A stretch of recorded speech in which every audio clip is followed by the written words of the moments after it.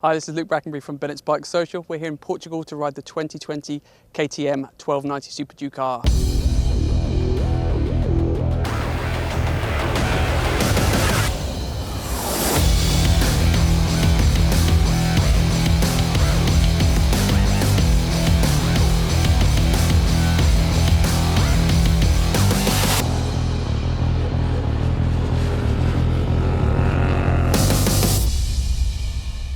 90% of this bike is different over the previous model. I've spent a lot of time on all the Super Duke cars actually, and I was worried that all these changes are going to make it less of a road bike. That was what was great about particularly the previous model, that it worked on track and on road. KTM has said they've made the frame 3 times stiffer. The engine is now a stressed member. So I thought, wow, okay, this is going to be 2-track focus in the typical ready-to-race way of KTM, but it's turned out not to be.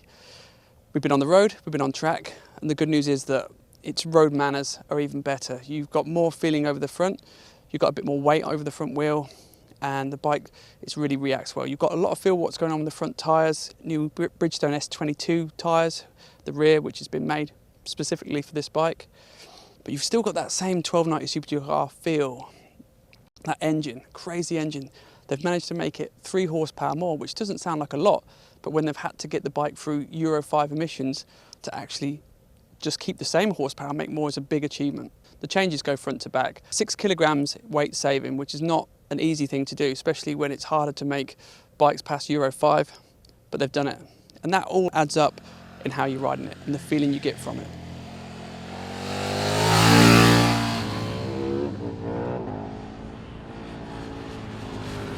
Back onto track mode because it's hotting up a little bit. Amazing roads, amazing conditions. Just push and pull on those bars, put the bike where you want. The grip's there, feeling's there. It's a really nice bike. The changes, what I can feel so far, aren't huge. It is better, definitely, but you're not going to jump on the new bike from the old bike, I think, and go, wow, this is really radical. It's sharper, there's a bit more front end feel, but it's got that same character, still got loads of performance in your bike. So Looking at the different display themes you can do. So this is night mode. Nice orange background. And if you go here,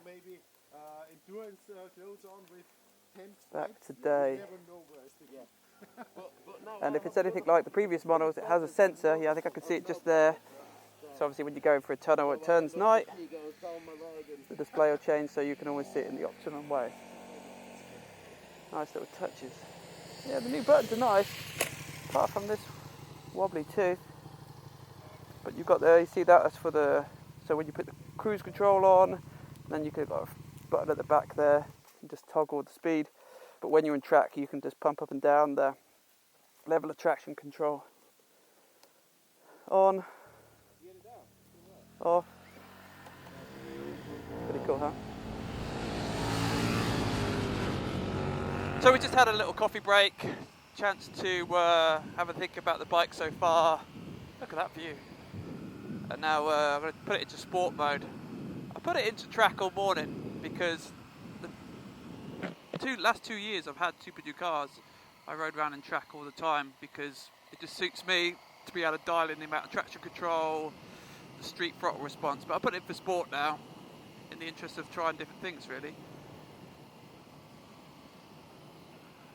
But I was just speaking to Herman Spawn, who's in front there, the project leader, about how it feels like we're more over the front, even though the bars are the same. But it's 32 mil pitch further forward. So yeah, doesn't sound like a lot, but it is helping that little difference to be more weight over the front. And a lot of the guys are saying that as well. They just feel a bit more confident with the front end feel. Yeah, and what I can feel so far is that it's not made it a more harsh road ride, which is that's what I was worried about. It'll go chasing that track performance, ruin the quality of it on the road, but it's not like that at all. What I can't understand is why the Quick Shifter Plus is still not standard. This is a premium bike. The opposition if you're in the market for a sporty naked bike in 2020, you know, the competition is tough. And even at the base price, which is £15,700, you still got a lot of things to add on to it, really. For me, the quick shifter plus is essential. You want that, it's a lovely thing. 2020 1290 Super Ducar. Just been riding it on the road, and the bike's 90% different from the previous model. Still looks the same familiar face, but new frame, changes to the engine, new wheels, new exhaust, new subframe, new clocks, new switchgear. Yeah, a lot of changes. But the best thing is, it still feels like a 1290 Super Ducar. And the idea with all these changes was to increase the rigidity, to give more feel, more front end feel in particular, was part of the bike they acknowledged that needed sorting out. So we've been on the road so far, amazing twisty roads, bumpy, a little bit damp in places this morning, and some real fast flowing ones.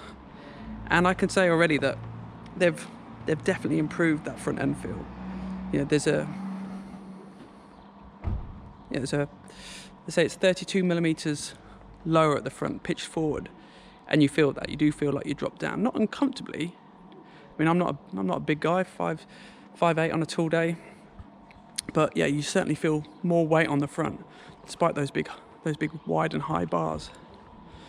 Another thing is the tank size has dropped. It's gone from 18 litres to a 16 litre steel tank. And they've had to do that to make a bigger airbox. You've got Ram Air now, which doubles cooling the LEDs. Obviously LEDs get really hot, so they have a heat sink, but this is all typical Kiska clever design. It's save weight, make every part do multiple jobs. So the heat sink's there, but also Ram Air goes through there. Take that little filter out. You need to clean it if it's sucked up any rabbits, dogs. But yeah, so they've, to get the bigger airbox to help with the emissions, to help with the fueling, sacrificed a couple of litres of tank space, which I don't think you'd miss. 2 litres is a lot to lose, but on a big naked bike, you're not really doing the long stints in the saddle. You probably want to get up and stretch your neck really by that point. But yeah, you can see the frame. Look at those beefy tubes. Yeah, flat on the back of those ones. Suspension's all new. You didn't used to have preload adjusters on the front. The rear you needed a tool, but now you've got a handy adjuster. So if you have got the pillion on the back, or you can see the mechanism there to bolt on a rack system for soft panniers. You've also got loads of adjustment. So yeah, big frame. Let me stop going all over the place. New chassis. The engine is now load bearing. They say it's 3 times the stiffness. And you can see it's a completely different design. Look at the thickness of those tubes. Swing arm pivot point 5 millimeters higher. You've got this new subframe, it's aluminium, a bit like the 790 Duke. Then you've got this composite part, which is not covers. They say it weighs 900 grams, this part, for the pillion and luggage, yet can hold 1,000 kilograms. So that's, I don't know if we're going to try that later. I've got to find, I have to have a few more courses at dinner tonight and sit on the back. Amazing roads, great conditions, bumpy roads, fast flowing roads, some tighter ones, but yeah, so far so good. We're going to go on track now at the Portugal circuit and see that sort of torsional rigidity increase they've made to the frame. So they say it's 3 times stiffer the frame, but that hasn't made it, you know, a harder ride so far on the road. Having one of these parts in your garage, you'd feel very happy, very lucky. And when you get off the bike, you want to look back and take a glance at it. It's an expression. It's a, you know, it's an attitude with this bike. If you're after a super naked, you know, there's so much to choose from this year. You know, it's a big year with upgrades to the Tuono 1100. Of course, the Street Fighter V4, MT10 SP is still an amazing bike. There's a new MV Augusta Brutale on its way. You know, super naked's the choice out there is huge, but I think you go after the 1290 Super Ducar because you want that bike. You want that V-twin. You want that aggression. You want the beast attitude, and they've improved it. It's certainly more of the beast, but like I said, so far road riding, I think, yeah, the improvements are there, but not a huge amount from what we had before.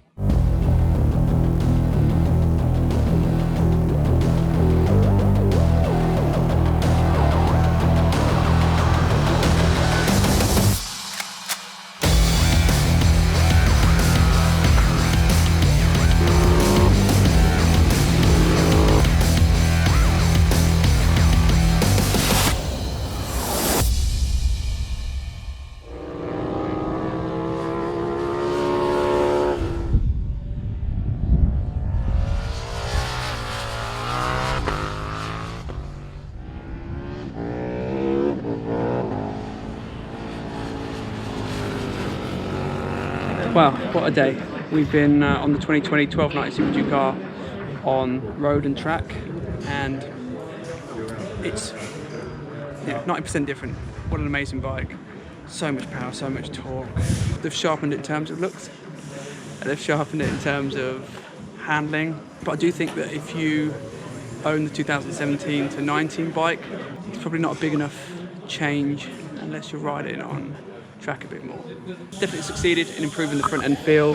It's easier to ride faster. They've not sacrificed the road capability with track performance. But if you do ride on track more, you push the limits a little bit more, then the new bike is definitely a big improvement.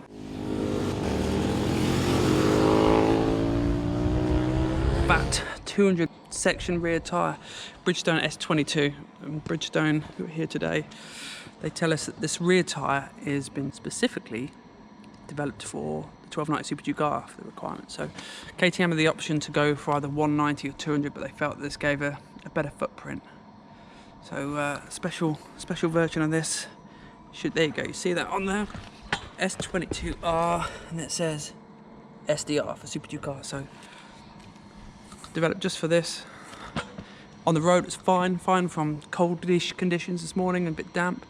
We'll see how it goes on track. Some new Brembo monoblocks, stylemas, up from the M40s I think was on the last time.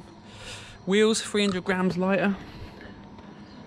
Didn't like them at first, but I think they look quite cool now. Better than the old 10-spoke design.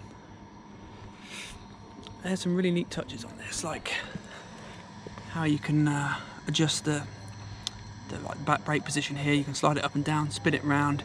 You can just see the slot version there, so you can kick that bit out, change the kind of pitch of the rear sets, and you can see the slotted cam there on the exhaust, so you can rotate that whole bit round. And what else is quite tricky? So obviously you can do it on the other side, but you can see that, but just with one bolt, you can shift it into race mode. So yeah, it's just R or S for race or street. Got a couple of positions there, so you can put it pretty quickly into race mode without having to fiddle around with this too much. Here's another little neat thing that KTM always do. Under either the rider's seat or the passenger seat, you can see they give you some ideas for suspension settings. And obviously this bike's a lot more easy to adjust the suspension than before. So yeah, they've done a little bit of the hard work for you, so you can just tweak it to meet your requirements. And again, I don't know if you can see in there, you've got different positions for the clamps. So forward and back positions, and then they're asymmetric clamps, so you can spin them around. So 4 different positions from the handlebar clamps, and then of course you can adjust these backwards and forwards.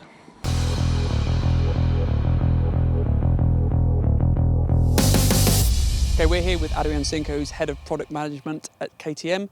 And Adrian, I want to talk to you really about what the goal was, taking version 3 from version 2, what the plan was, what the mission was to improve the beast. The first mission was to make sure it was still a beast. That was the main target. It still has to be recognizably a Super Duke. The second one is to make the handling better, to improve the bike wherever we can, mainly as a street bike. I mean, main focus is still that this is a street bike, so we wanted to make it better, easier to handle, more agile, but also more stable. And as a byproduct of that, more or less, the bike also got a lot better on the racetrack, because a lot of the development was done at high performance riding, so you have to do it at the racetrack. You mentioned last night at the press conference that 6 kilograms of weight has been lost, which was a mega achievement, and also passing Euro 5. Was that part of the mission statement as well, to drop some weight? Yeah, definitely. We really wanted to lose weight wherever we could. So every single component that we touched, every single component that was changed, which was pretty much 90% of the bike, was reconsidered to save weight. There's a lot of practical touches about it as well, which is something you don't think about with a beast. But everything from the adjustability with the rear sets, the switch to raise shift, even the little parts so you can put the soft luggage on. So is the cruise control, yeah. So is the beast growing up a little bit, getting more mature? I think that's not a bad way to put it, to be honest. We've done this for a while, so we know what we want. And it is a street bike, so you need to have those practicalities on it. And we want to give people the option to do both. Go do the occasional track day. If all you do is track days, if that's your life, if you live, breathe, and maybe you shouldn't be buying a Super Duke. But if you spend a lot of time on the street and you like to just wheelie down the main straight on a big track, then the Super Duke is your bike.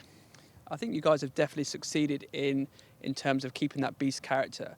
And I was just saying before that I was really worried that the road holding and what made it the version 2 particularly such a great street bike, but we lost. But so it's amazing to kind of increase the track performance, which is probably arguably not what most customers will do with this. I know someone who does a lot of that. Okay, but yeah, you can really push it, but you've got those street manners, and it still looks and feels very much like the beast. I mean, it'd be amazing to see what's Generation 4 can go. Is we going to have wings on this? Are we going to have V4? No comment. Let's talk at the bar. Look at the bar. Perfect. Thanks for your time, Adrian. Right, you're welcome. So on the road, we found that playing around with the settings, you've got new switch gear on the bike, which makes the bars look a lot busier than what it did before. TFT display, 5-inch display is new also for this bike, but if you're used to KTM's old switchgear system, this still feels quite intuitive, but like I said, it is really busy. One bugbear for me is the indicator switch. It feels like a wobbly tooth. That happened with the original 1190 Adventure. It's a small gripe, but every time you put the indicator on, it doesn't have that precise feeling like the rest of the buttons do. It's so easy again to toggle through all the ride modes.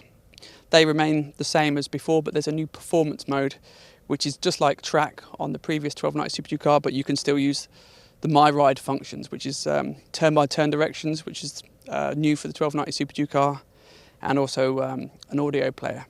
On track, this is where we expected the bike to be different, and it was. It didn't disappoint. That improved front-end feeling meant that you are able to brake deeper and really feel what's going on. The power has never been a problem before, but the engine, it spins up easier. It feels a lot lighter. The engine braking seems much more reduced, but it responds faster. So we had the bike on track suspension settings. Typical KTM, you lift the pillion seat up and you've got guide settings for it. And with the changes to the WP suspension, you've got that apex front and rear. You can adjust the suspension a lot easier. You never used to have preload adjusters on the front. Now you've got those. And the preload adjuster on the rear doesn't need tools. You've got a turn handle. So made it those little details that just make it easier to go from road or track. But the track sessions, really, the bike's really impressive. Ground clearance is a lot better than it was before. The power, the feel, the control. The tyres are, again, the 200 section tyre they've gone to now, really able to exploit it. With 180 horsepower and 140 newton meters, it shouldn't be so easy to ride. And when the track like Portimao, I'd never ridden it before.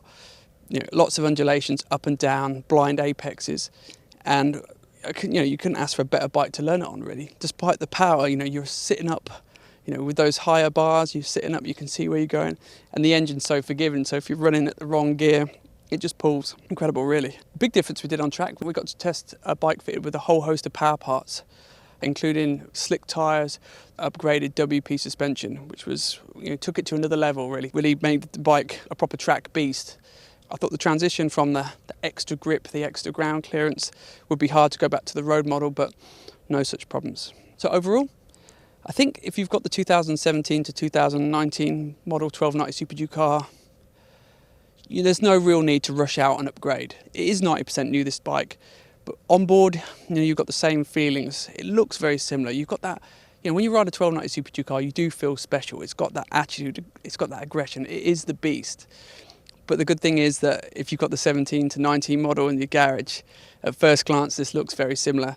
On the road, they react very similar. You've still got all that performance. But if you've always wanted a beast and you've been thinking about it since they first came out, then jump to this one. It's better, it's faster, there's more feel, it's got more toys. I think it looks better. I wasn't sure for a start, but those new wheels, that new subframe, it's a lot of bike, it's also a lot of money, and the Super Naked class is more competitive than ever this year. So I think if you want a KTM 1290 Super Duke car, it's because you really want one. If you want a performance naked, the choice really is yours in 2020. We've got the Tuono 1100, which is having a whole host of changes for this year. The Street Fighter V4, the MT10 SP, great value. Some changes to the CB1000R. There's so much out there, but I think if you want a KTM and you want a 1290 Super Duke car, this new model is the one to have.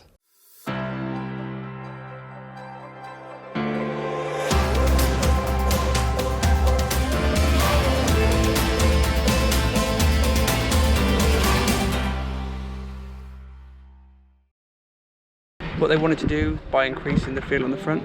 Definitely succeeded. Turn the front on side.